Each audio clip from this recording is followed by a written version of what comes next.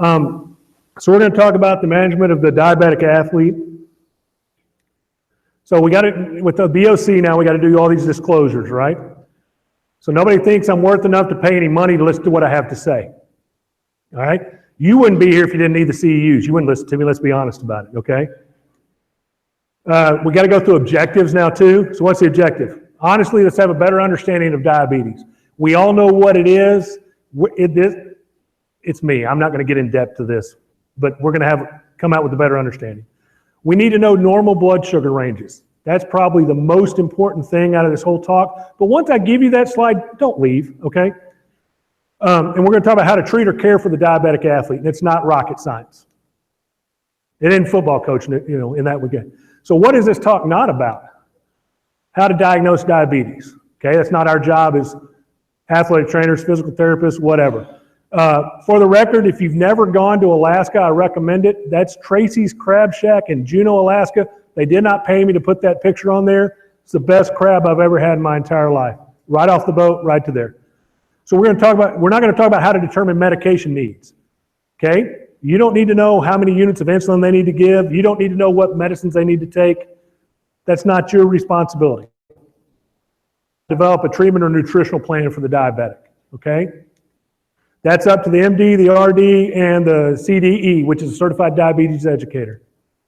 So what is diabetes? We do have to define it, unfortunately, to make it make better sense to what we're talking about. So it's a disease in which the body's ability to either produce insulin or respond to insulin, which is a hormone, is impaired, okay? So it results in abnormal metabolism of carbohydrates, which you just came from lunch with bread and cookies and brownies. Good job on the carbohydrates, all right? Which leads to elevated glucose in the blood and urine, okay? So my second disclosure, I'm a diabetic. I struggle with it daily.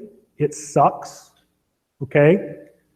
And the funny thing is, I was told many times I don't look like a diabetic.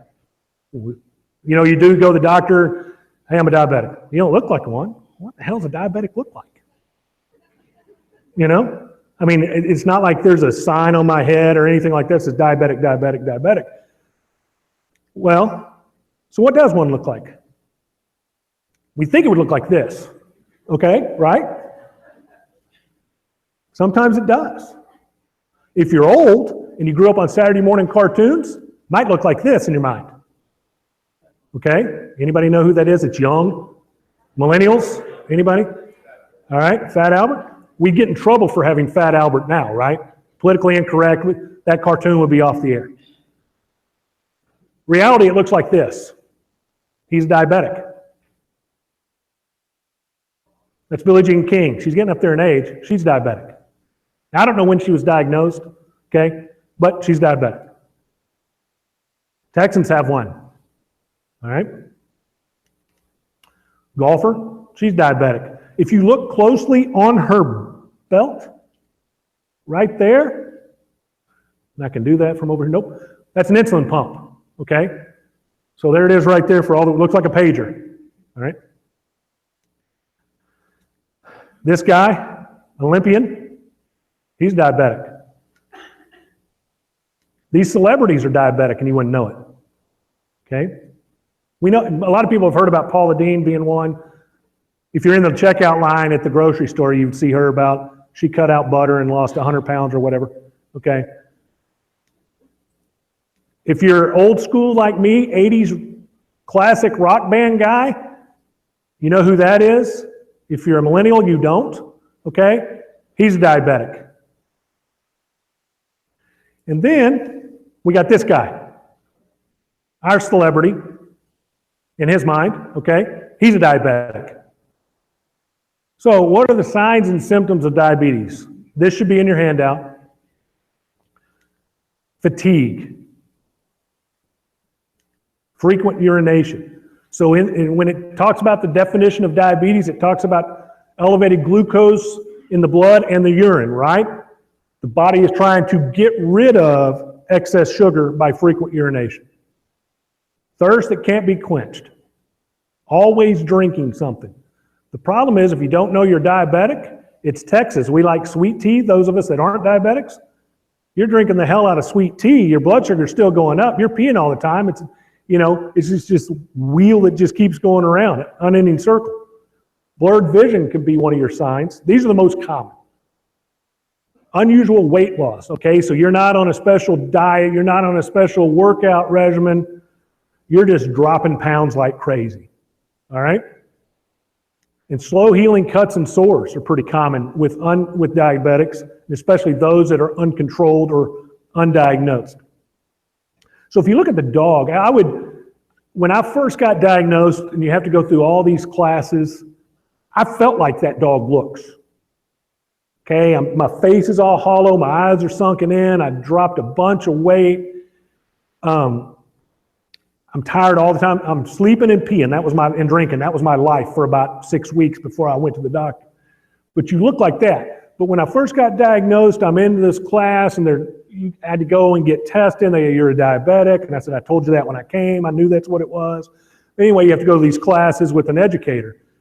And back then, they would measure your wrist and get your height and go, Mr. Wilson, you need to lose 10 more pounds. Well, I already looked like a concentration camp victim at that point. I'm not going to drop 10 more, okay? It's just not going to happen.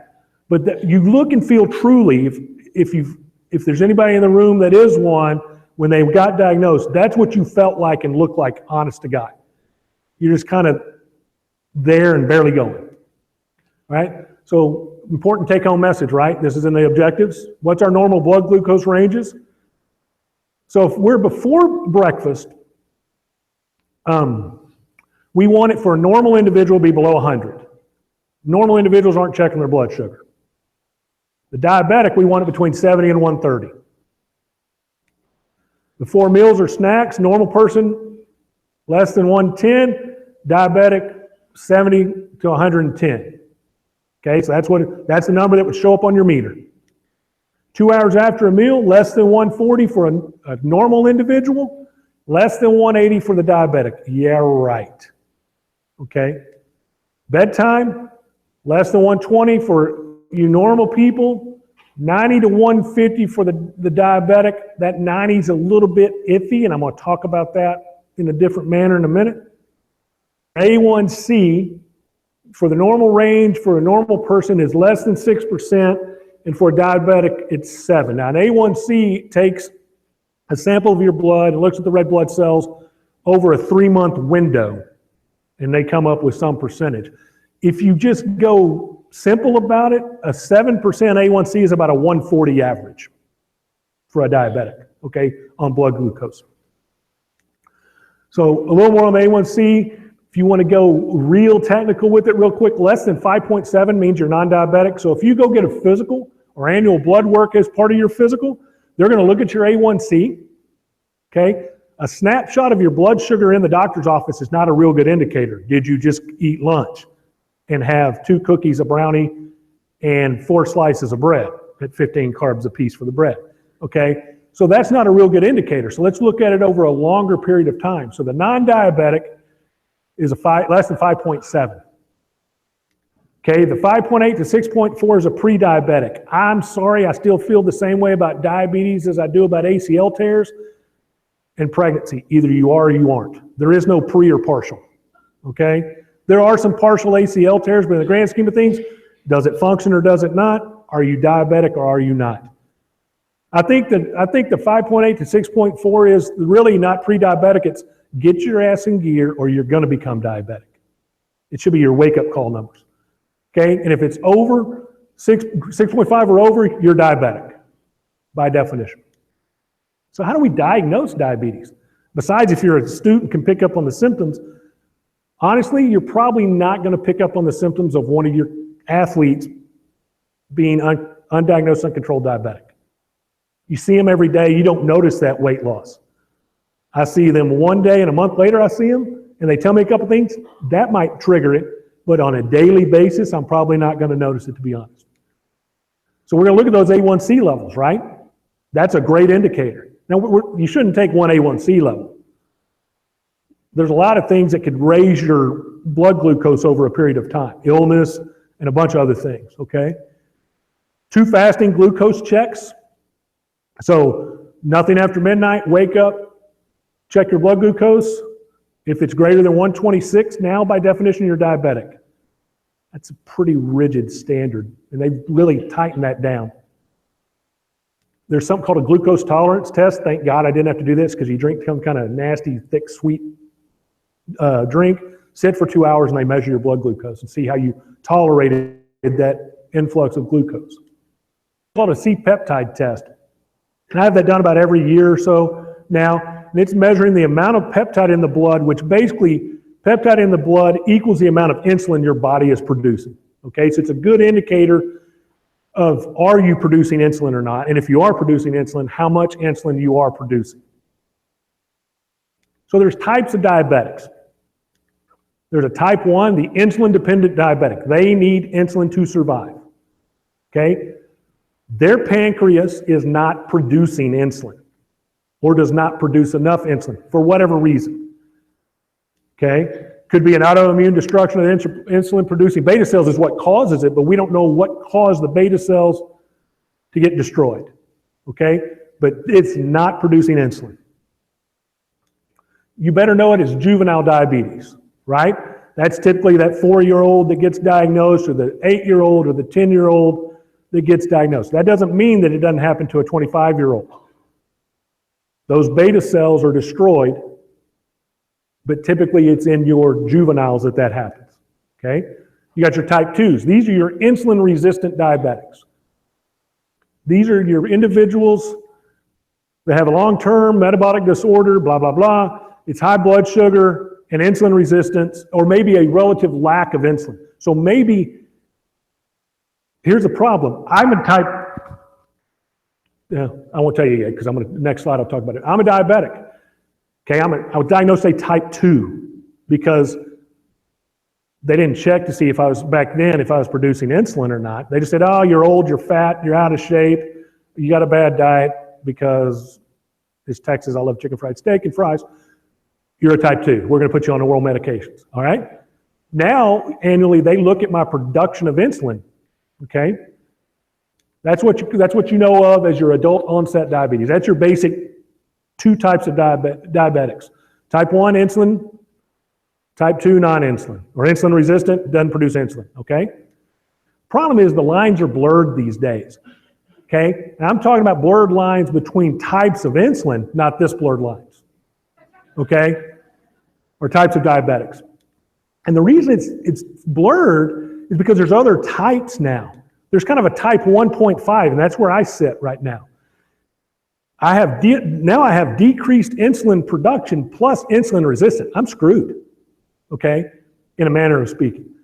My body over the years, so when it was high and uncontrolled and undiagnosed, my body's pumping out insulin, but because I'm fat, out of shape, bad diet, my cells cannot utilize that insulin. Does that make sense what I'm saying? And it just kept pumping. At some point, infinite supply of insulin. At some point, I liken it to an oil field. It's going to dry up, okay? So I'm at the point where my insulin levels were up here, and over time, they're doing this. So over time, your non-insulin dependent, your type 2 diabetics require insulin, which is a funny animal because we fire the hell out of insulin into their body to beat it into submission to take some of the insulin and use it that it doesn't want to use anyway because it's insulin resistant. So it kind of doesn't make sense. There's a kind of a type 3 they're talking about now, which could be Alzheimer's, and where the glucose in the brain is never really utilized, and there's some tie-in with Alzheimer's there. More later on that. I won't be talking about it though. All right? More later being research, not me. So how do we manage hyperglycemia? You're going to notice there's an asterisk by that. So that's high blood sugar. How do we manage that? So this is talking about concerning exercise-related high blood sugar readings, not uncontrolled diabetes readings, or even if you're a diagnosed diabetic with a high blood sugar reading, I don't care.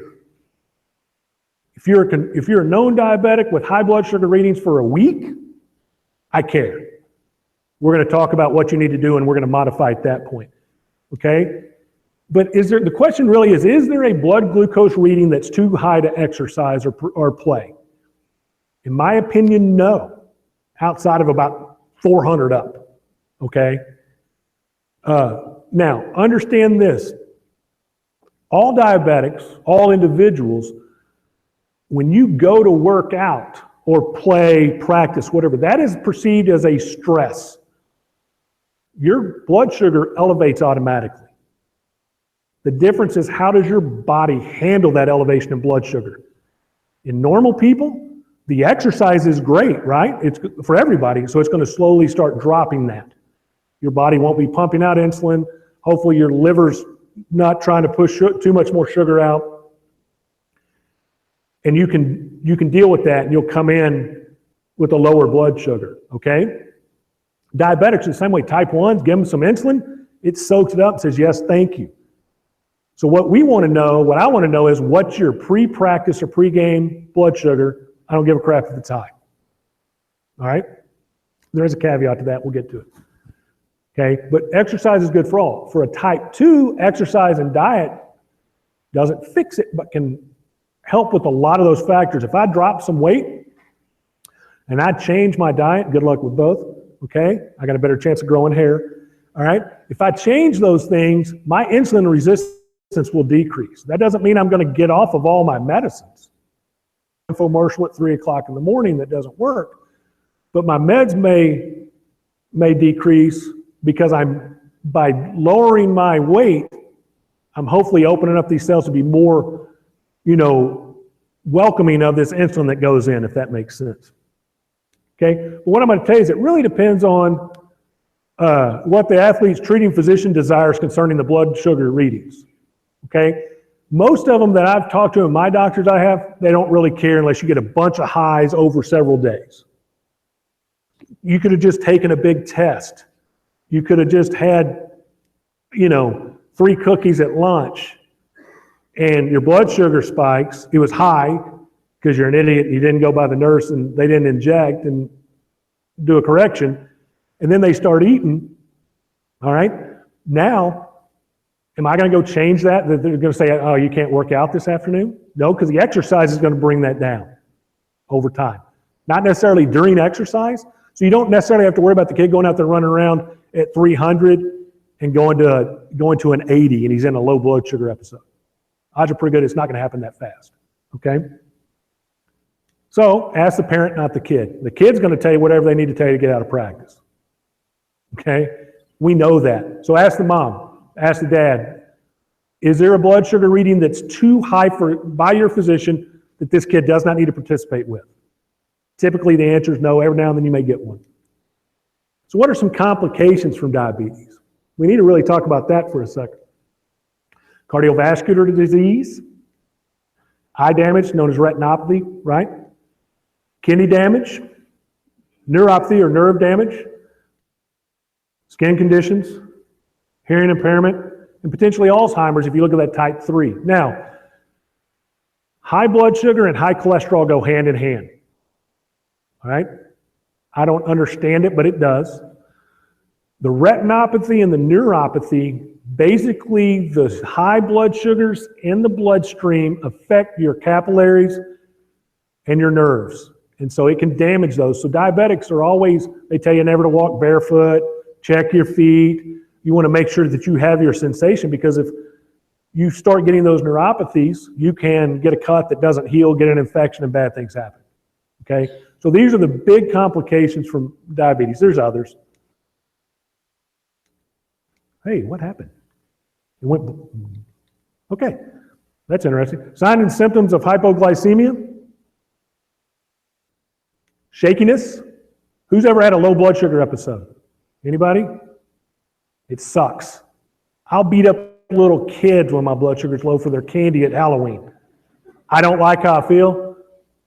Look at me. I'm not controlled very well. I don't get, but when I get them, I hate them. It's usually in the middle of the night. You get the shakes. You're sweating. You're pale skin. I got some anxiety because I don't like how I feel. You're kind of stumbling around in the dark. If you were in college, they'd think you were drunk. All right? I'm not necessarily confused. I know what's going on. All right? If it gets too bad, you could have a seizure. If you do not correct a hypoglycemia issue, loss of consciousness and death would be the next thing, okay? So you got to go do something to raise that blood sugar. And again, like I said, I hate it. I don't like how I feel. I feel horrible. You're sweaty, you're shaky. If it's sugar, I'll drink a thing of orange juice. Back in the day when my daughter ate Pop-Tarts, I'd eat 2 Pop-Tarts, and I'll wake up the next morning and I'll go from a 60 blood sugar to a 302. But I don't care because 302 feels way better than 60 does. Okay? It's not fun. Real quick, to make that make more sense, high blood sugar over an extended period of time leads to those complications. High blood sugar today does not. Does that make sense? Low blood sugar anytime is a bad deal. Now, I gave you those ranges earlier. The problem is if you're uncontrolled or you're undiagnosed or uncontrolled, for somebody that lives at 325, 180 could be a low blood sugar episode for them. Okay, does that make sense? I've been up here for so long, when I get to here, my body's freaking out because this has become the new normal. So it kind of stair steps down to where over time, your normal becomes my normal, if that makes sense. So I don't know why I went white on top of them now. So how do we manage hypoglycemia? It's simple, sugar. A Coke is now a health food item if your blood sugar's low. Seriously. Don't drink all the Coke, half of it. Okay? Candy, snacks, glucose tablets. Glucose tablets are cheap. You can get a thing of 10 of them for like $2. They don't go bad. It's just a sugar puck. Okay? 3 of them's 15 grams of carbohydrate. That should take care of it. Give them 4, it ain't gonna hurt them. Okay? Soda, orange juice, Gatorade, Powerade, not to mention anyone and get in trouble. Okay? Anything with carbohydrates or sugar, mainly the sugar because the sugar's fast acting, even though carbohydrates are too. You could give them a bowl of pasta and crap in a couple minutes. Woo, I feel good. All right? And then 911. Take care of them, but within about 30 minutes, they need to go. They need to go get taken care of. They need an IV with glucose in it, and they need monitoring. It should level out in about 30 minutes' time. Probably 30 minutes, you need to be checking it more to make sure it's trending up. Okay, and if not, call it. So what are our management tools? Information, that's what I'm giving you right now, even though it's coming from me. You need to have a glucose meter. People, glucose meters are cheap. They screw you on the strips, the test strips, but the meter's cheap. You can get a meter for $20. You get a meter for $20 with 10 strips in it, you're good for a year, unless the strips are going to go bad anytime soon. Go to Kroger, go to Walmart, they make their own or some off-brand. You can get a meter and strips for about $30. It should last you a year, minimum. No reason not to have one of these in your training room. Okay? Test strips you got to have, and they're all individual and they're all different. So you can't have your diabetic athlete give you test strips unless you're going to have the same meter he's got. Have your own. You need Lancets, so we need to be able to stick their finger to make it bleed. Okay? And always have some kind of sugar. I always had snacks. I had glucose tablets in my kit, in my trunk. We had Powerade and Cokes and all that. And if the worst comes to worst, I can go to the concession stand and get them something. Okay? But we were ready for that. Your emergency action plan plays a part in this. Because again, if they don't start trending up, what do we got to do? 911. Okay? So, other management tools, diet plays a part. And Brett's going to talk later. I think we got 2 people talking about nutrition. The basic diet for the world that should be right is lower amounts of carbs, protein, fruits and vegetables, right? Not bowl of pasta and a salad. Okay? Even though I love that. Or give me a sleeve of Ritz crackers. That's a great 15 minutes. But that's bad. Okay? So diet plays a part, but we're not going to talk about diet. That's for those other people. But if we can, if an individual that's diabetic takes care of their diet, that helps with the maintaining of the good blood sugar levels and potential complications down the road. Exercise. Look at me, man. Greek God. Exercise every day when I wake up and breathe. That's it. That's all I'm going to do. Okay? You get me to exercise, something's wrong. I'm running. I'm in the fight or flight if I'm exercising. I'm getting robbed or something. Okay? Let's lower our stress levels. Stress can skyrocket your blood sugar like nothing. My daughter can get my blood sugar so freaking high. Oh my God. And it doesn't take much. How my body deals with stress and how it, because we're dropping adrenaline and all these things in that stress to deal with it, my blood sugar just goes, it just skyrockets. Okay? So you got to relax. So you need a management team. That's weird. You need a management team. That's a primary care physician. Am I good? Okay. Your endocrinologist, they should have an endocrinologist, at least in the youth era. Your registered dietitian, certified diabetes educator, the parents, the athlete, and yes, the athletic trainer. Okay? That's the team. It takes all of those people to manage diabetes. Or, screw it, let's go live there. Stress level's lower, isn't it? I just don't know how to make a living. Or we can go there. I'd take either one. We can go there, we can go to the Caribbean, we can go to the Pacific Northwest. I don't have a problem with either one of them. My stress level goes down. My mom has a rental property on Bolivar. When I hit the island, my blood pressure drops 10 points. When the ferry leaves, it drops another 10. And by the time I get off the ferry on the peninsula, I'm about comatose because I'm relaxed. Yes, that exercise may be your stress reliever. It causes stress for me. All right? So how do we handle medications at school, practice, games? Well, they should be able to carry their meter and their insulin. Right? It's like their inhaler. There's no reason why that's got to be locked up somewhere. They can't say, oh, well, they may inject somebody else. Well, hell, they all trade their inhalers every day because somebody forgets theirs. They should have that. Make sure they have it when they get on the bus to go to a game or whatever. I always made them check their blood sugar in the training room before practice because they're going to lie to me. Moms, it happens. They're going to lie to them. All right? They traveled with their meter and they took a snack. I didn't let them travel with their insulin. It needs to stay at a good temperature, and God only knows what's going to happen to it. Insulin is not cheap. Okay? If I didn't have insurance for a 5-pack, it'd be about $1,000 of pens. All right? If not more. And if they wear a pump, pump's a little bit different animal. Obviously, they cannot participate in sports with it on. Not from a safety standpoint, but basically it's about $10,000 to buy one. You don't want to be the guy that let them break it by playing in it. Okay? There's something called an infusion port. So you got your little pager. It's got a tube that goes into an infusion port somewhere on the body. Abdomen, glutes, quads, wherever. So it doesn't get ripped off. Pause the pump and they can go participate. Some of them now is all wireless and they've got the infusion set's a little bigger at holding the insulin and they smartphone their dosage. That's all I got. Thank you.